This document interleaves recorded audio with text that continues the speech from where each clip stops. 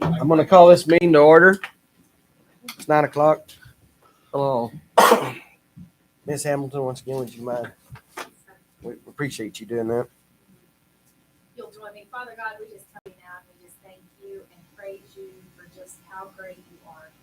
Lord, we love you and we thank you and we just continue to appreciate the land or the rain that you're sending to our land, Lord. We know that you just really encouraged us and we just ask that you continue to just bless this land with more rain. You know just how much we need and we know that it's in your due season. Father, we ask that you guide and direct our commissioners and give them the wisdom they need.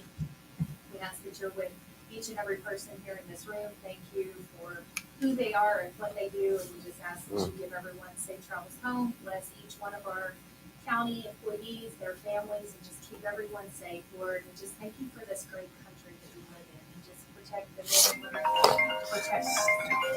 In your name we pray. Amen. Amen.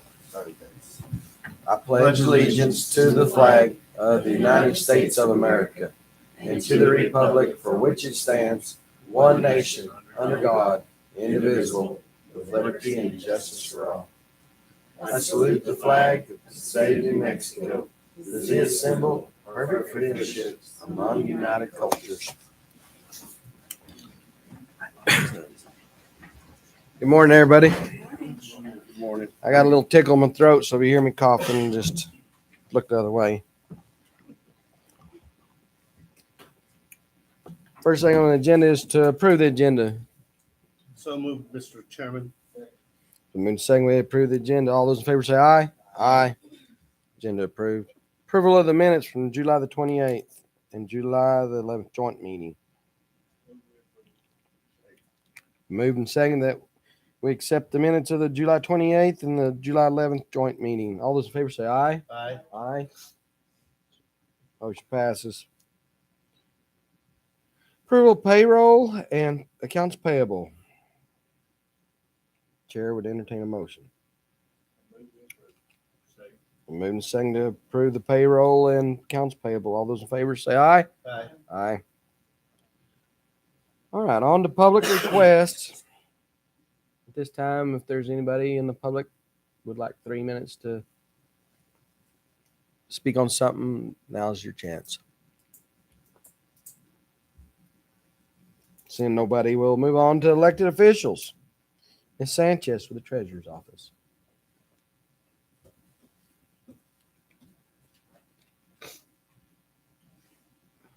Good morning, Chairman and Commissioners. This morning I am reporting on 2 months' worth of our bank reconciliation balances for you. At May 31st, your beginning general fund cash was $5,648,745.74. You had debits of $2,761,583.36, and you had credits of $544,388.65, leaving your ending cash for May at $7,865,940.45.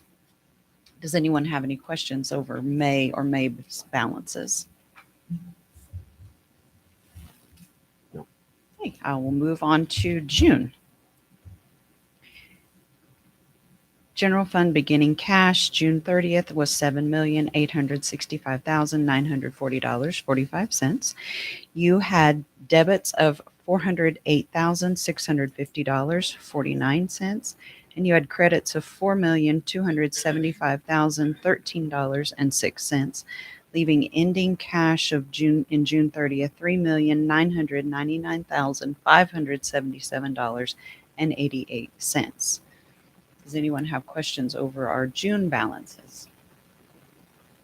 Okay. Yeah. Budget. Yes. That later? So we just want to highlight a few things. So we do have one small change to beginning cash balances.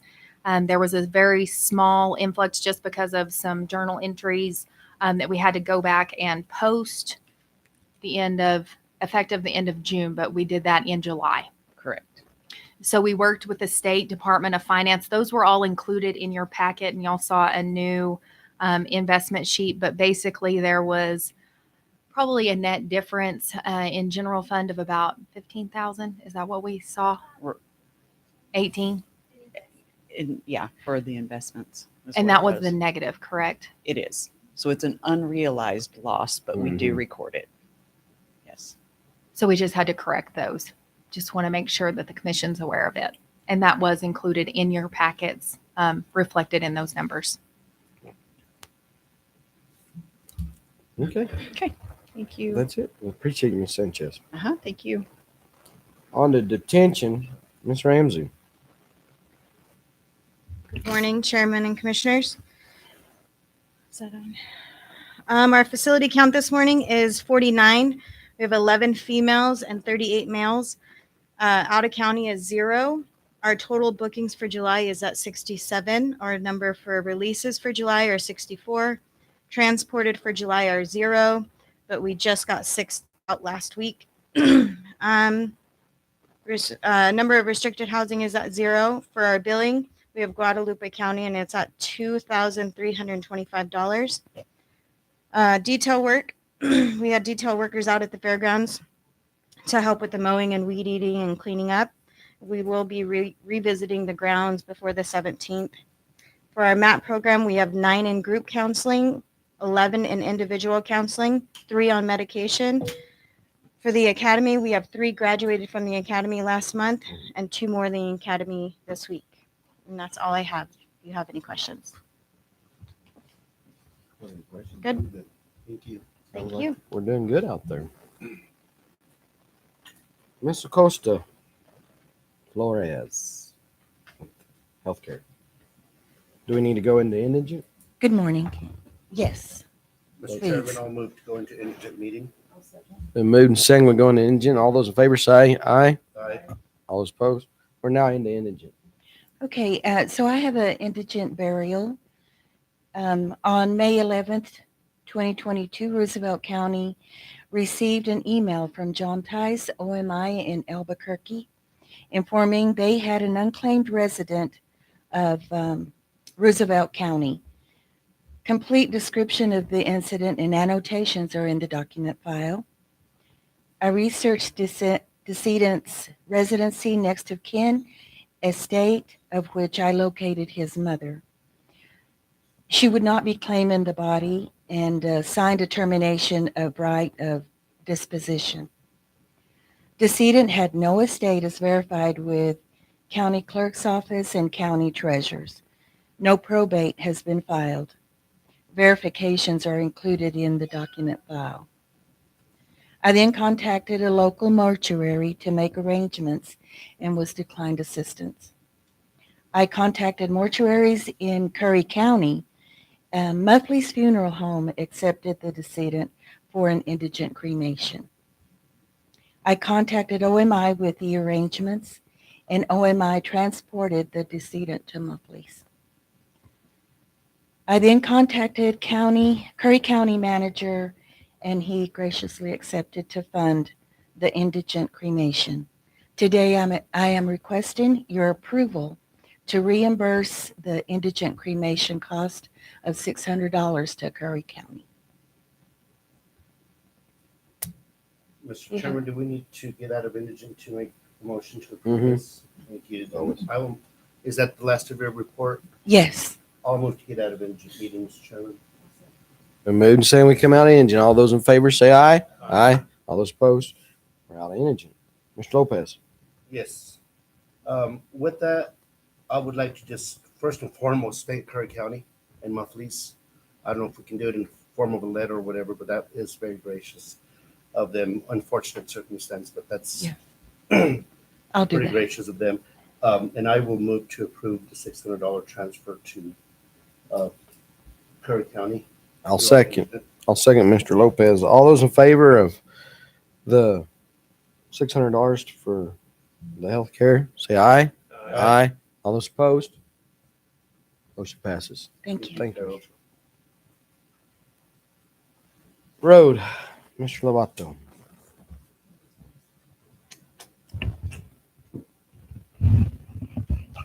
Morning, Chairman. Good morning, Commissioners.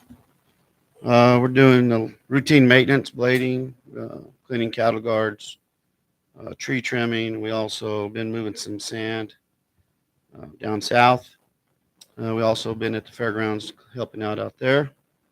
We finished LGRF 2022. All the paperwork will be turned into Ms. Flores today. So she can finish up on that. We started capital outlay, the $300,000 that we received. We are on South Roosevelt Road O between 3 and 88. We'll be moving to Springwood and Cottonwood Springs also, trying to get those chip sealed before hopefully the contract gets accepted today later on because of the price difference. Anyways, we're trying to get it at a cheap price right now. Get it done before September 4th. That's all I got for now. Y'all got any questions? Oh, if you go ahead, Ms. Dixon. Yes, I just want to tell you thank you very much. And Dustin Anthony would like to tell you thank you very much because twice, and he's super excited. He said you did a great job. He's welcome. I'll tell you guys. Ricky, if you get a chance, would you drive just south on 7 and 8? See if you think we ought to be shredding because it has actually rained right there in the last few weeks, and they're 4 or 5 foot tall. The bar So- ditches. I get one of my guys is coming back he left a couple of months and he starts on Monday. Yep. And he was the one that ran that shredder last year when we first got it. So that was my intentions to have him start on And Monday. it's just that little area from where I drove. I mean, but Well, I believe it. We just go ahead and make our complete round through the city and all the way out to Dora and Kazi and Lida and Floyd. yeah. All right. Besides that, I mean, until we get some rain, there ain't a whole lot. Right. Appreciate y'all. You bet. Anyone else have something for Ricky? Thank you. Thank you, Ricky. On to the manager, Miss Hamilton. Yes. Good morning, Mr. Chair, Commissioners. So a couple things just to go over first. The team efforts out at the fairgrounds have just been phenomenal. We have a great team, as you all know, and Rick and his guys have done a huge punch list to help Gary out with those. Just repairing chain link. We've installed a new chain link fence around the back pond. So as y'all recall, when we did our underground drainage, we didn't have to have that fenced in, but then we had that massive rain last year right before the fair, and then there was holding ponds or the water was in the holding pond. We had kids that were wanting to get out there, and the fair board really had a concern. So we worked real closely with them, went ahead. They were getting a fence up around that last one. The other two were, of course, fenced because they were deeper in their capacity and everything. So we just better safe than sorry. We've got a lot of safety signage that's going out there around those ponds and everything like that. We have a lot of things that Rick and his team have just really helped and worked on. And then Ramsey and them, I know y'all, I sent y'all some photos of the great work they were doing out there. But she had a whole work crew out there just taking care of the weeds and getting everything knocked down. Now we anticipate we're going to have that one more time before the fair, and we're going to coordinate that. So we have our work day with our staff on the 17th. And I've asked Administrator Ramsey to kind of have her work crew out there Monday and Tuesday before we're out there Wednesday, so that we have the weeds and stuff addressed. And then there may be some painting to be done and some other things along those lines that we can check off, and some cleaning, but they have just done an incredible job. And Gary is very appreciative. Of course, he's got all the air conditioners in and installed. And they are finishing painting. He sent me a picture early this morning, and they had started priming those 3 last buildings. They're going to have those painted before the fair, so they'll look just like the youth barn. It's just going to really clean everything up out there. So just a huge kudos for that. One thing that I did also want to share is that we've seen a really high number of juveniles being arrested. Most of them actually are coming out of the city. It's something that they have been arresting. Right now, we're looking at somewhere between 4 and 6 that we're housing. Just be prepared. That's $30,000 to $40,000 a month in out of county housing that we're going to be experiencing with these juveniles.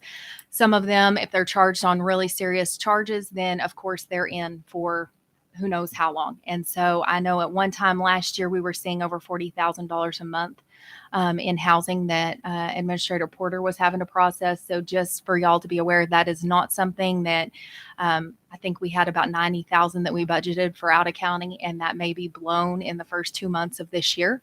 So it is something that we're going to have to watch carefully. We have definitely seen a spike in these types of crimes that have involved juveniles, and therefore we're seeing a sharp spike in our housing and everything. You will see later on, we've had to work with a couple other facilities. We have housing agreements with Lee County and Doña Ana County. There are only 4 juvenile.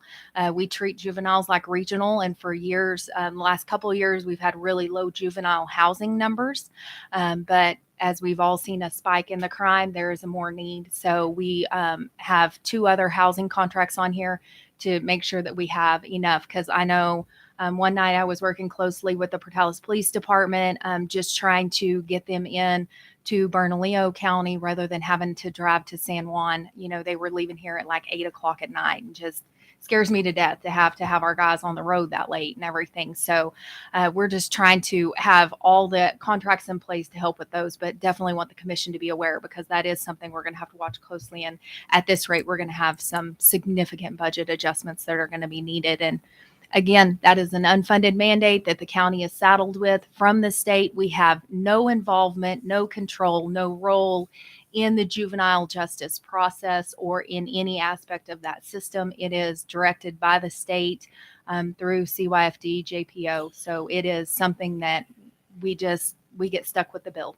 So the next thing, so the really exciting news that I wanted to share. So Miss Acosta Flores has decided to stay with us for another year and not retire. So we're super young anyway. thankful that she has decided to stay on and will continue to be everything that she is in her role, which is incredible. It's a huge relief. I know for all of us in administration and Mr. Lovato too, she does so much for our road department with our paperwork and stuff. And so we're really excited that she's staying with us. So really wanted to share that before she snuck back out to her office. So Thank you. we said she's way too young to retire. So anyways, Who retires in their 40s? that's right. The last thing I just wanted to share a little bit about, Sean has done a great job in working to get us at a staffing level. You know, he's worked really hard to get detention center at the level that it's at right now. We still have a couple of openings over at the road department, and we will of course have one up in admin and one in the sheriff's office. But overall, there's a lot of people who want to work with us. You know, they love the family atmosphere that we have here. And so we're actively recruiting, trying to fill those positions. But I'm sure some of you may have seen, there's been several articles, and there's a new report that came out from the Legislative Finance Committee and the council. And I just wanted to highlight some of those so that we're all aware. I think these are important things to share. So in New Mexico, what they're seeing statewide is the unemployment rates largely have recovered to pre-pandemic levels. The state's labor force, though, is persistently small. So the working aged population of people between the ages of 15 and 65 years old in the state is 1.3 million. We know our population is about 2.1 total. However, the total non-farm employment is only 848,000 and change. So there is a significant portion of our working aged adults that are not in the workplace. It's estimated that a quarter of that population is what we're identifying here as not working. So in New Mexico, if we had the same workforce participation rate as the rest of the country, we would see close to 100,000 more workers in our businesses and in those places that are seeking those employment numbers. The labor force participation rate in New Mexico underperforms most states overall, but especially among prime-aged men and women and those older than 55. So between 2008 and 2021, the state lost about 26,000 workers. The labor force participation rate dropped 9% between 1999 and 2001 for men between the ages of 25 and 34. That was the largest reduction for any age group and nearly double the national rate of decline. The same labor force participation rate for women aged 35 to 44 also dropped at double the national rate at 5.2%.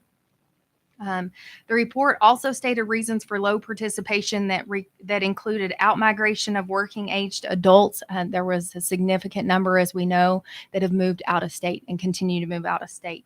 We have an aging population. We have a lot of those situations where we have them moving in at retirement.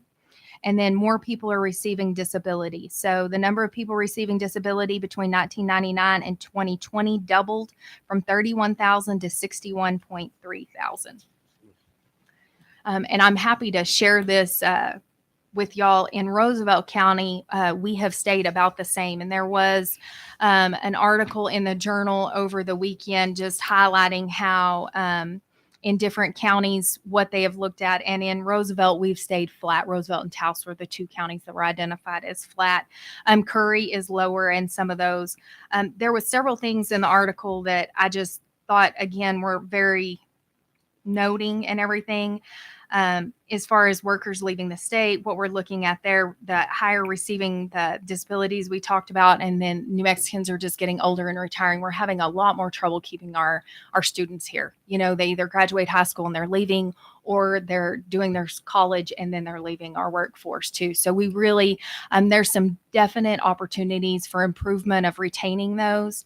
But overall, when you look at what we're dealing with, it's statewide. It's not something that's just unique to our area in Roosevelt County or the eastern side of the state, but we're seeing it everywhere. They had, of course, all kinds of reports about the restaurant industry, the healthcare industry, trucking industry, just across the board. There are so many that are struggling with the employment. So I just wanted to really highlight some of those. The latest report that was released June and July, I guess July this summer, to the Legislative Finance Committee, and some of the things that LFC is studying and everything. Because again, when we're looking at our labor market, we're fighting an uphill battle. As we know, it's very competitive. The commission's had to address the wage issue. Of course, you know, you've done a lot of work with the benefits and what we are able to offer, because a lot of the younger workers that we are attracting, you know, they are not concerned about the retirement or maybe even the health care and everything. And so definitely has helped us, and we've seen the work that the commission's done on that one. So thank you all very much for supporting the employment efforts there. We'll continue to share and stay on top of this and continue to monitor everything as it comes out and bring those to your attention. But I did want to share that with y'all this morning. And other than that, I would stand for any questions.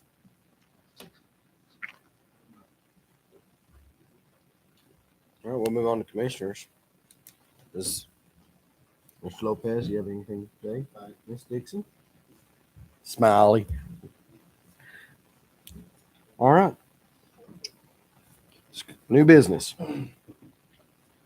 Item A, discussion and continue of the public service negotiations with the city of Portales. Commissioner Savage and Ms. Hamilton. Where are we at on that? So I left this on the agenda. I think you turned your mic off that time. There. Stay on. Sorry. Thanks. So left this on the agenda after the last meeting discussion, where we just want to keep everybody updated and everything. There's not much to update. We do have another meeting scheduled next week with the city officials. And so we will continue to work towards some kind of JPA to bring back to both governing bodies in regards to the dispatch services and everything like that. I know Mr. Savage and I have a lot of information now to delve into in terms of fire, EMS, and detention, because those are our next big issues to tackle. So Commissioner Savage may have more to share, but it was more of just keeping it on here and at least updating y'all that we're waiting to have our next meeting next week. Pretty good. Yep. We're gonna have to be, I think, this afternoon, we need to have more meetings in preparation to start renegotiating, working with the JPA. We're working. When we have something, information we think is pertinent, that y'all need Sounds good. There's no, Mr. Chairman? Yes. Yeah, I would recommend that we be more involved as well. Especially when it's some hot topics that we're going to discuss in reference to this. I just wish things would have been a little smoother and been expedited. I really don't know the ins and outs because I'm not part of Amber and Commissioner Savage's meetings with the city, but yeah, I'd like to be more involved without a doubt. What is the status on just the initial negotiations on the $176,000 proposal? Are we at least getting by at least step one and move forward to step 2, 3, 4, and 5? Because I just think there's just a lot of confusion with this whole issue. So that's the meeting that we have scheduled with them and everything. And so that is scheduled for the 18th. Commissioner Savage and I did reach out. We asked to if they had a draft JPA that we could review and begin the process, because we definitely would like to see some type of draft document. It's much more fruitful before we go into those meetings rather than just going in there without anything to review. So we're trying to keep that moving. We have not had a response yet, but that's what we did request.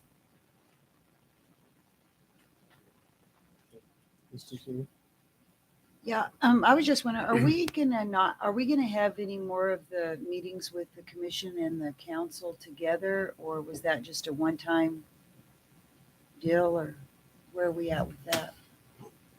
So part of the initial JPA that both we drafted and provided to them requested that we have regular ongoing meetings between the two governing entities, and then we schedule it whether it's twice a year, once a year.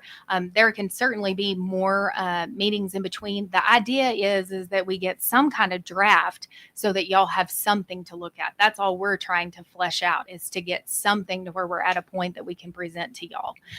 So that's not where we've seen yet, but that's what we've requested. And so we're hoping that we can see a document sometime this week. And then we also are meeting to work on our draft agreements and what it needs to look like for detention services, because that's a substantial financial burden that the city will be responsible for as well, and which will have to be offset with fire and EMS type stuff. So we'll work on those two negotiations together. But happy to try to schedule another joint meeting if that's something that we get to a point that we need. We just don't have the information yet to where we're even at that point. The hope is we can get this first JPA knocked out, and then we can move on with the next phases of the agreement. And hopefully there's only 2 more areas that we have to do. So we'll see.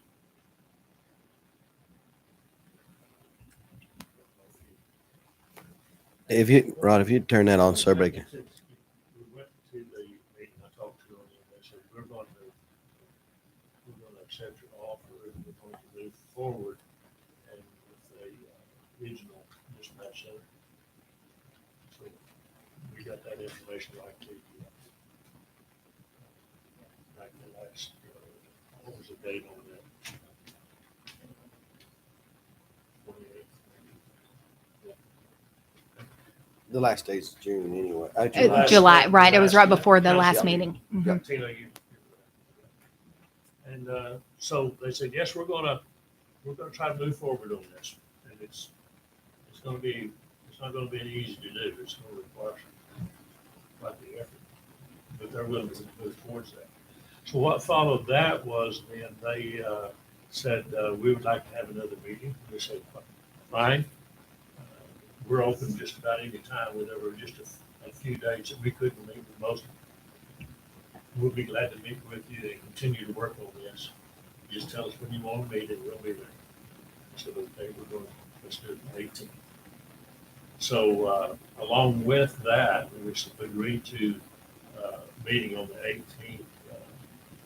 Amber asked, do you have a sample JPA that we could look at, or a preliminary JPA that we could look at and then start thinking about in preparation to our meeting on the 18th? Because a lot of our meetings that we've had, we show up to work, but we don't get a whole lot accomplished. It's a short meeting, but not a whole, it's not very fruitful. What we were wanting before we go to the 18th is to see exactly pretty closely. What are y'all wanting, in writing? So we can think about what we would like, how we would like to amend that or adjust it. So, they still haven't provided that in writing what they're thinking. So we're gonna meet and kind of discuss it and kind of think about maybe what we're wanting, and we're still waiting on their response of providing us their pre-JPA. So we're working on it. Hopefully by the 18th, we'll make some progress with the city. And then we'll report to you what the progress is. Is there any more discussion on that item? Seeing none, we're going to move on to resolutions, ordinance, and proclamations. Line A, consideration resolution 2022-37, adopting infrastructure capital improvement plan, the ICP plan. Ms. Flores. We'll probably need to go into public hearing for this. Mr. Chairman, I move to go into public hearing for ICIP. Been moved and seconded. We go into public hearing. All those in favor say aye. Aye. All those opposed. We're now in public hearing. Mr. Costa. We held 2 public meetings for our infrastructure capital plan. And the first meeting was held at noon, where we gave the opportunity for people to come in during their lunch. We didn't have any attendees for that one. A week later, we had another one, and it was at 5:30 to give people opportunity to come in after work. We did have a couple of people that came in, but we didn't discuss any of what was on the infrastructure or plan or what ideas they might bring. It was more for the second part of the meeting, which was for roads. And so the road they talked about was South Rosa Road O. So it was your special road over there. And they were asking about the status. We have it down to Caliche. They, of course, would love chip seal. So Mr. Lovato worked it in to where I think it's on the chip seal for 2024 because it's next up in the queue. And then in 2 years, we can consider it for chip seal funds pending, along those lines. It's rather expensive. It's something that we do not have the funds for to be able to do that whole stretch of road. Caliche chip seal at once. We'll have to Caliche it and then in a couple years be able to chip seal it. But we did work that in on the road plan, 2024 and 2026. Thank you. How many miles? 2 It's from 8 to 10. off the second Yeah. highway on down to 10 there. And there's a couple of dairies down there and a lot of hands going to the dairies. And those extreme drought conditions, the road gets in a bad condition because of excessive traffic, excessive weight, gets in poor condition very rapidly. And unfortunately, we can't make it rain. So I get quite a few calls on that road, and so I tell them, we're working on it, we're doing the best we can. Well, there's numerous houses that down that road too, not just the dairies. Yeah. There's houses down there, quite a few residences, but I think the most of the traffic. Most of the traffic, yeah. The hands going and the dump trucks. Okay. Thank you for that. in your ICIP packet is a summary of the listings for projects that we have for 2024 through 2028. And the top 5 are the most likely ones that legislative will look at. And Amber will talk to them about those projects. And one thing to add, and we have sixth on here is the behavioral health facility. So all 7 of us entities that have that interest, that are working together, the cities and the counties, we've all worked and coordinated to keep that included in our ICIP so that we can have that all listed together. You'll see that all 44.5 million is dumped into 2024 because right now we don't have it phased out. We haven't looked at that. We've just got the initial round of funding. And so that is something that's been identified. We also added the courthouse in there following the presentation that y'all had by NCA Architects so that we have those updates phased in there over a couple of years. And then we combined the electrical and plumbing upgrades at the detention center into one project. Of course, you've got the road heavy equipment and the road projects. We have those 5 years phased out. Bless you. We also left the Micro Seal Road project on there. That is something that we've sought money for with the Transportation Project Fund. We have yet to hear if we're going to receive any funding on that, but we left that one in here because in the event we don't receive funding this year, it is something we'll continue to work on there. And then the other things that, like, I think the last one that rounded it out with the Windmill Museum, which is primarily like the installation of the decorative fencing around that park itself on the inside, as well as the signage and trash receptacles and such. So that pretty much rounds out the asks for 2024 based on the prior list that y'all had. We roll anything that we don't have funding for, as y'all are aware, and just keep moving it down. And then we update and keep our 5-year road plan. And then later this fall, y'all will be revising it and making any kind of necessary adjustments that y'all need to it based on what we receive funding for, what the LGRF funds knock out, as well as the 2.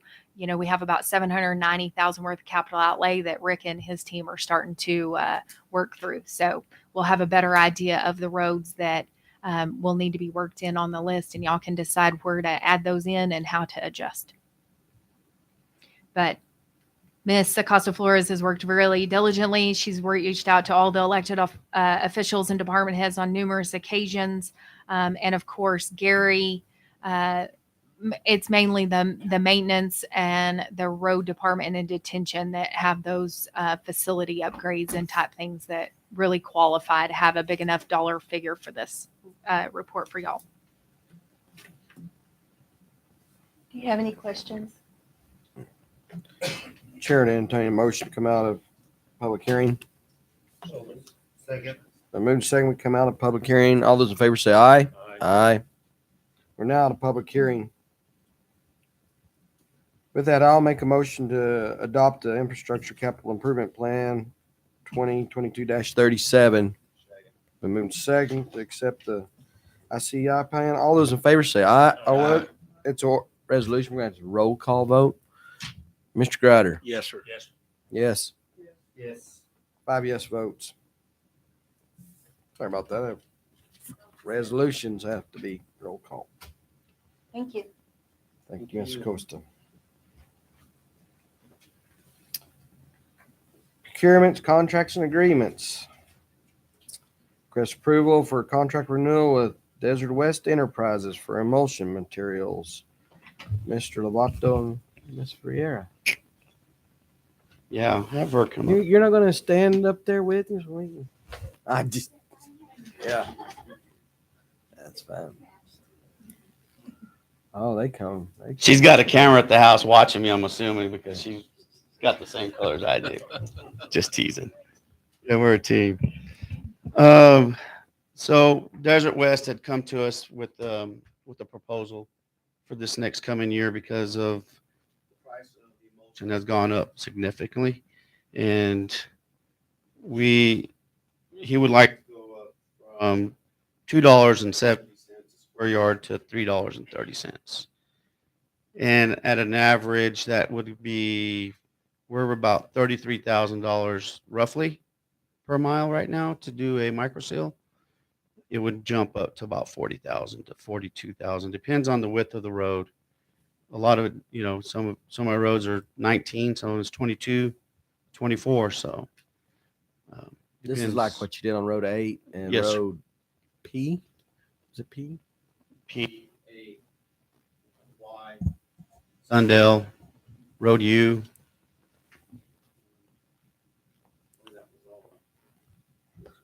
I know And I this was- is what we're gonna, if we do get accepted with the TPF funding, that we'll know in September, which is $2.8 million. Anyways, that will be part of it. And we will do, instead of, I think it was 70 something miles, it'll be a lot less pricing. Mr. Chair, I move we approve a contract with Desert West. Second. Moving second that we accept the contract with Desert West. All those in favor say aye. Aye. Aye. All those opposed? Mr. Chair, you need to do a roll call on, on Oh. contracts. On contracts? Yes. Mr. Yes. Yes. Mr. Savage? Yes. Yes. Sorry, I got a little choked. 5 yes votes, accepts the Desert West Enterprises contract. On to B, Mr. Lovato, approval of the contract renewal with Holly Refining and Marketing for materials. Again, the asphalt motion, they went up. Yep. Quite a bit, $225 a ton for HFE 90, and then 100P would be $268 a ton more. Chair, I move we approve this with Holly Frontier. I'll second your motion. We moving second that we accept the contract with Holly Frontier. Roll call vote. Mr. Lopez, how do you vote? Discussion real quick, Mr. Chairman, please, members of the county. So these contracts that we're improving, we understand the whole economy right now. Are they also set or based that we could revisit it in a year or any time? If the market, the economy, it's all fluctuating, going back and forth, and we know it's going to change. It's happened all our lives. So are we locked in for the whole year? Or we do the revisit at this time this year? Or It's every year, yes, sir. So the procurement, the way that the procurement was, is this is capped at 4 years. And we went out for bid on 2020, I think it was ITB 2020-02 for these two contracts. So actually, I think this is the last year that we're doing, because in 2023 they'll go back out for for ITB. So the way the ITB works is it's up to 4 years, and you do it at 1 year increments. And so yes, sir, this will only be locked in at 1 year, and then we will have another bid that'll be released next summer, and we will have it set to award. So we had a 4-year contract that fluctuated based on the market and the economy, right? Because we're changing it now, we're still not even in our 4th year. The first 3 years were at the same rate. It didn't fluctuate. It was only this last 4th year that will change. Okay. And it was only because, again, this is in line with the state agreement. But because of the way the state agreements are now written, they no longer allow local governments to utilize, you can't really say piggyback anymore, but you can't utilize those contracts anymore. You go out for your own procurement because they're limited to just state government. So we issue our own bids for these specific products, anything that he needs. So we're basically at their mercy. Yes, we are. And very Not good. limited, So, very limited pool well, of a year would suppliers. suffice, I guess, but if it would have been any more than a year, we would have had to revisit this. I would have recommended it, So Commissioner Lopez, but yes. Oh, I'm sorry, Commissioner Lopez, the prices are the same prices that they gave the state also on their price agreement. So they didn't go up on ours or lower on, it's the same exact prices that they're giving the state highway. you guys just said on agenda item 8A that it went up significantly. Yes, You just said on 8B that it went up significantly. it did. It's the same. So they renegotiated with the state also, and they got the same prices we did. Okay. We're not the state, but okay. My vote's yes. Yes. Yes. Mr. Savage? Yes. 5 yes votes. Contract renewal passed. Item C, approval of professional services agreement with Kelly Bilberry for the Millicent Fire Department. Ms. Vieira. Yes, good morning, Commissioners. So I would like to request on behalf of Millennium Volunteer Fire Department the professional services agreement with Kelly Bilbrey. In the past, Patty Mohan used to provide these services for Mill and Sand. Kelly has already been doing such a great job of requesting purchase orders and getting receipts for us from Mill and Sand, filling out paperwork for the fire department, requesting fire reimbursements. So with that, I'll stand for any questions. This would just be the same as it was with Miss Mohan. There hasn't been any changes. Correct. Just the billing amount you'll notice on the contract says $100 per month, plus $10 if there's months where she spends more time doing reports and such. But yeah, that's correct. Real similar to Mrs. Mohan's past contract. With that, I'll make a motion to accept the professional service with Miss Bilberry. Second. And moving second to accept the agreement with Miss Bilberry. All those in, roll call again. Man. Mr. Lopez, how do you vote? Yes. Ms. Dixon? Yes. Yes. 5 yes votes. Thank you. On item D, ratification of cost care agreement for juvenile housing with Bernalillo. Ms. Hamilton. Yes. So, Mr. Chair, Commissioners, this was included in your packet and presented for ratification. This is an agreement that we signed again at last hours, just trying to get them into Bernalillo County and not have to have that travel all the way to San Juan. So I know it worked out really well for the Portales Police Department on this instance. So it's just something we need to do just so that we have options, because they did refuse us at Lee County and Doña Ana County because both facilities were full. I'll move for adoption of 8B. Second. Been moved and second to adopt 8B, the cost care with the housing of juveniles in Bernalillo County. Mr. Grouder, how do you vote? Yes, sir. Yes. Yes. Yes. 5 yes votes. Agreement passed. Item E, ratification of agreements for juvenile housing with San Juan County. Same thing. This is just the last one, last facility, and then we will be contracted with all four, but depending on our needs. Same here.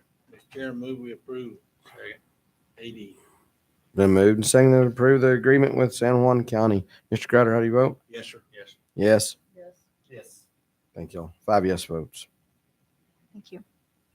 Item F, approval of operating use agreement with the Food Bank of Eastern New Mexico. Ms. Hamilton. Yes, so received notification from the state that they did approve the funding request that the food bank submitted. So included in y'all's packet was the operating and use agreement. This is a standard agreement that they require. They did receive up to $137,797. And based on the application that Diane submitted, the majority of that is actually for the construction of an approximate 20 by 40 metal barn over at the Bonham House location. It would be adjacent to the building. When she came and presented the request, she wanted to set up a grocery for good type project where we have a permanent food bank location here. I'm sure if any of y'all have traveled around La Casa on Distribution Fridays, you have seen the lines. I know just when I went and checked it last Friday, it was after 9 and it was clear back down to Greyhound Arena still, and they line up sometimes as early as 5:30. So there is a significant need in our community and surrounding area for these services. And I think it'll be phenomenal to have this stuff here. So it'll require a procurement process. We have to go out for bid for the construction of the building. We will just be fiscal agents, but the operating and use agreement specifies that they would be responsible for electricity and gas and anything like that that's associated with the new facility. We're going to own the insurance, so they will have to have their own insurance coverage as well, but we're also will include that on our building, and that will be a minor cost to the county because of our property and liability coverage through CRL.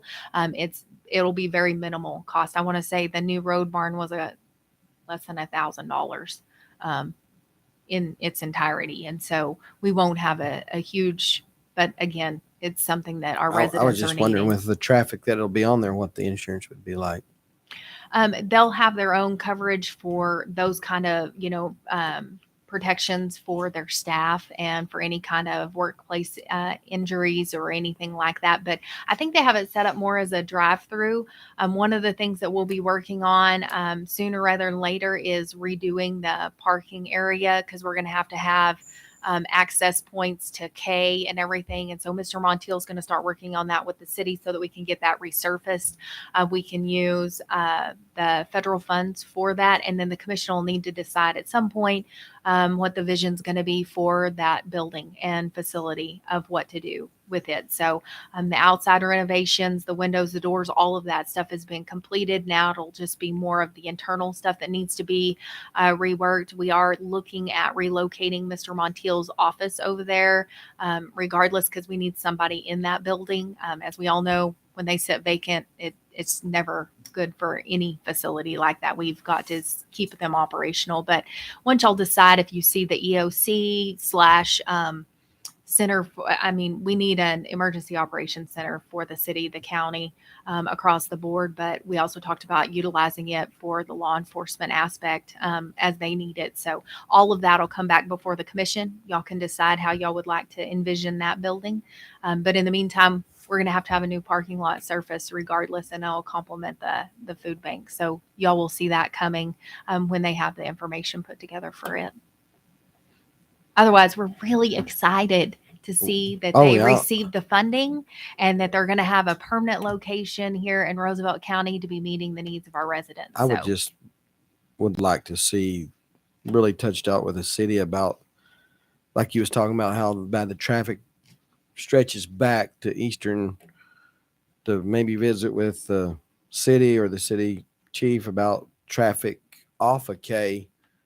Maybe even talking to the college that has the property, I believe, right to the west of it. Is that right? Does the college own?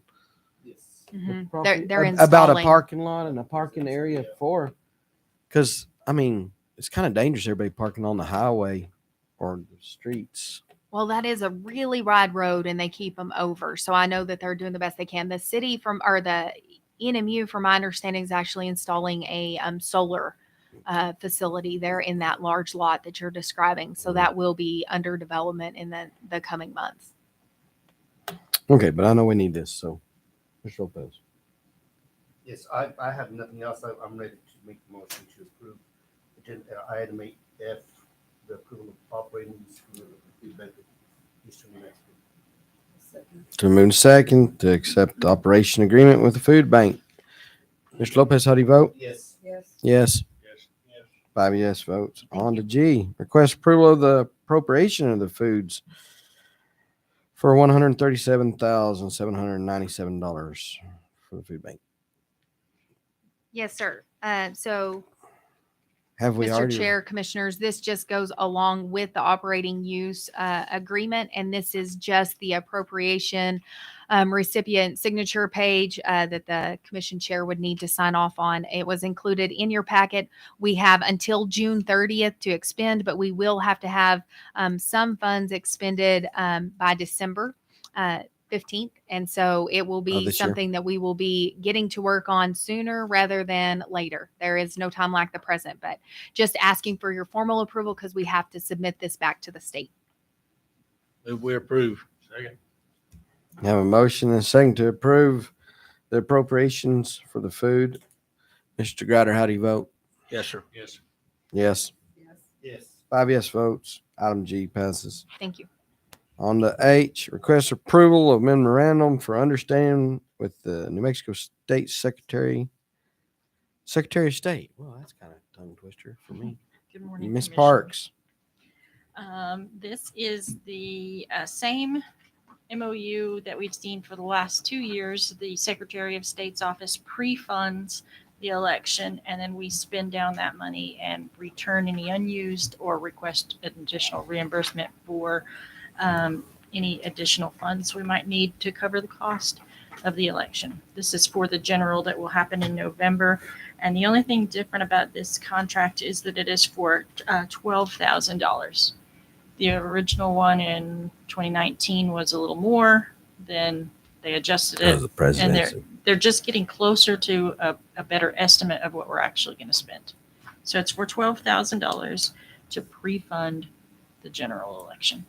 Mr. Chair, I move to approve item 8H. I'll second your motion. I've got a motion and a second to approve the memorandum with the Secretary of State. Mr. Grutter, how do you vote? Yes. Yes. Yes. Yes. 5 yes votes. Item H Thank you. passes. On to line item 7, media communication. Ms. Hamilton, do you have any questions over there? With that, meeting's adjourned.